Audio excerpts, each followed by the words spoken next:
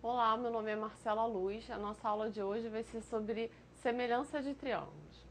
Antes de começar a aula, eu queria que você tivesse consciência que para entender 100% dessa aula que a gente vai ter, é desejável que você saiba a matéria que veio antes, que é o Teorema de Tales.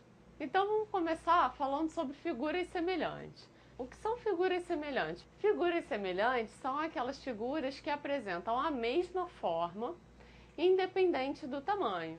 Então olha aí os exemplos, ó, o peixinho, o caminhãozinho, eles têm as mesmas formas, mas o tamanho deles é diferente, então são figuras semelhantes. E polígonos semelhantes?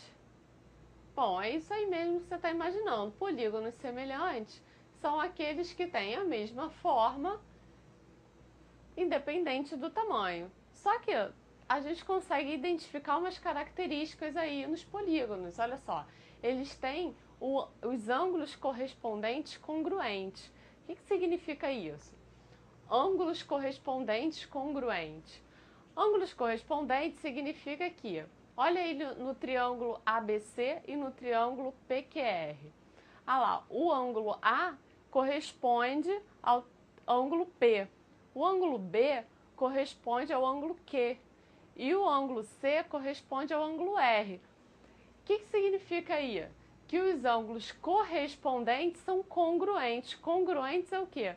Tem a mesma medida. O mesmo vai acontecer ali no hexágono e o mesmo vai acontecer no trapézio. Além dos ângulos correspondentes congruentes, a gente vai ter o quê? Os lados homólogos proporcionais. O que é lado homólogo? São os lados correspondentes também. Ah lá, o lado AB é homólogo ao lado PQ. É o lado que corresponde ao outro naquele triângulo. Eles são o quê? Proporcionais. Então, voltando, polígonos semelhantes são os polígonos que apresentam ângulos correspondentes congruentes e lados homólogos proporcionais. E os triângulos semelhantes? Bom, como todo triângulo é um polígono, então os triângulos semelhantes eles também atendem a essas duas condições. Olha lá, os ângulos correspondentes são congruentes. Olha aí, o Azinho é congruente ao Azão, o Bzinho é congruente ao Bzão e o Czinho é congruente ao Czão. Então, eu posso dizer que esses ângulos correspondentes são congruentes. E os lados homólogos são proporcionais. O que significa aí? O lado A está para o lado A', assim como o lado B está para o lado B', assim como o lado C está para o lado C'. Dá uma olhada aí no exemplo. Olha lá, eu tenho os ângulos correspondentes congruentes. No primeiro triângulo eu tenho os ângulos 120, 40 e 20. No segundo triângulo também, 120, 40 e 20. Bom, no triângulo A eu vou ter o lado oposto ao ângulo de 40 graus é o 3 centímetros. E no triângulo B, o lado oposto ao ângulo de 40 graus é o 9 centímetros. Então eu tenho ali 3 sobre 9. No triângulo A, o lado oposto ao ângulo de 20 graus é o 2 centímetros. E no triângulo B, o lado oposto ao ângulo de 20 graus é o 6 centímetros. Então eu vou ter ali 2 sobre 6. E para finalizar, o lado oposto ao ângulo de 120 graus no A é o 5 centímetros e no B é o 15 centímetros. Então eu vou ter 5 sobre 15. Nota que se eu simplificar todas essas frações aí, eu vou ter 1/3 como resposta.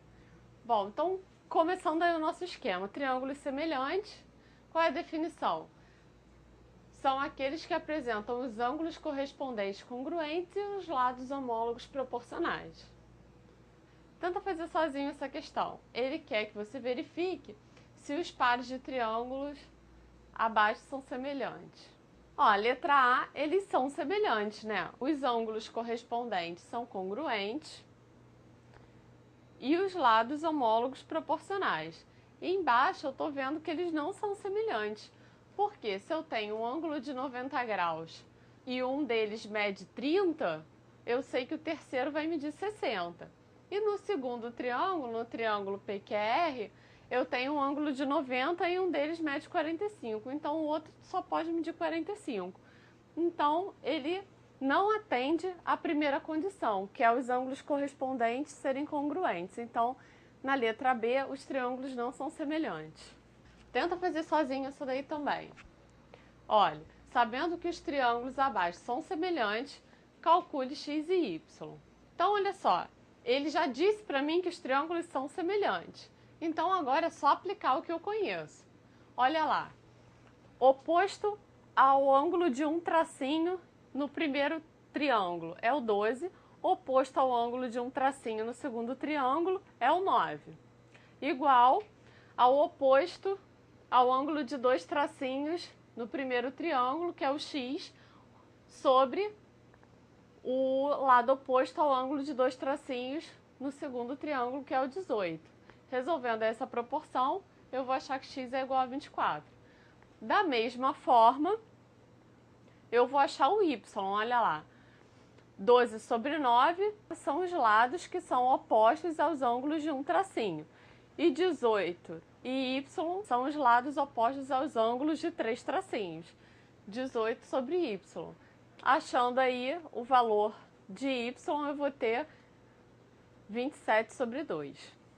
Bom, o que é razão de semelhança? Razão de semelhança é a razão que eu vou encontrar nos lados homólogos. Então, olha, voltando àquele exemplo que eu dei no início, eu vou ter aí, olha, os triângulos A e B.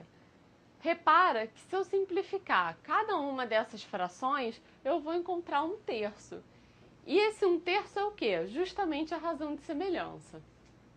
E onde é que essa razão de semelhança vai aparecer? A razão de semelhança, ela vai acontecer entre os lados correspondentes, entre os perímetros, entre as alturas, entre as medianas e entre as bissetrizes.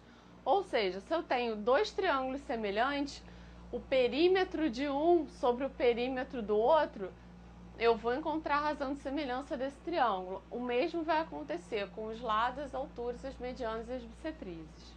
Exemplo, olha lá, triângulo A, o perímetro dele vai dar quanto? Vai dar 10. E no triângulo B, o perímetro dele vai dar 30. Se eu fizer perímetro de A sobre o perímetro de B, eu vou ter 10 sobre 30, que vai ser um terço, que é a razão de semelhança que a gente já tinha calculado. Bom, então colocando aí no nosso esquema, as características do triângulo semelhante apresentam uma razão de semelhança.